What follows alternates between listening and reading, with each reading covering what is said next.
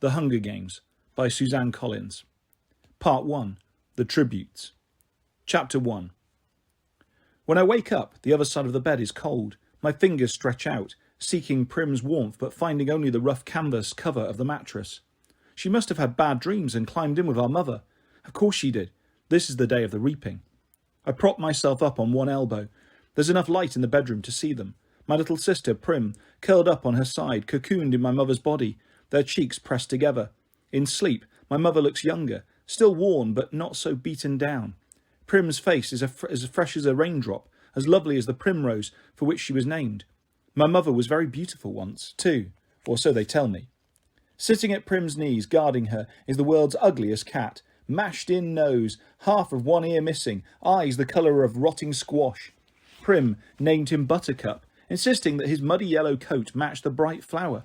He hates me, or at least distrusts me.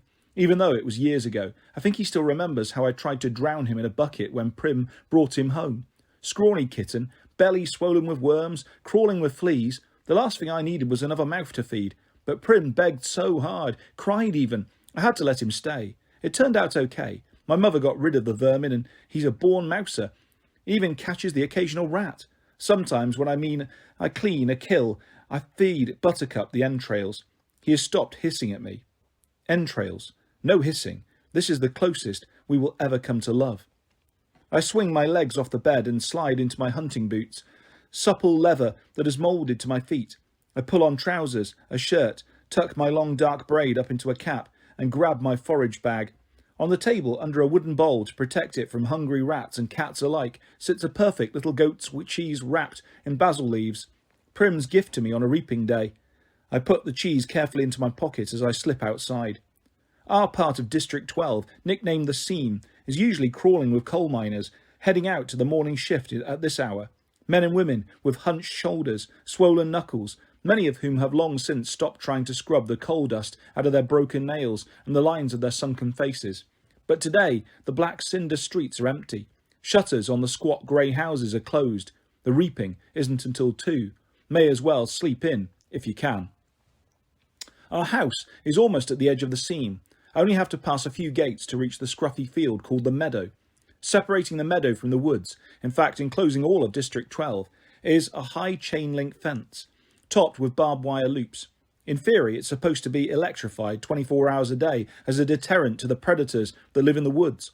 Packs of wild dogs, lone cougars, bears that used to threaten our streets. But since we're lucky to get 2 or 3 hours of electricity in the evenings, it's usually safe to touch. Even so, I always take a moment to listen carefully for the hum that means the fence is live. Right now, it's as silent as a stone.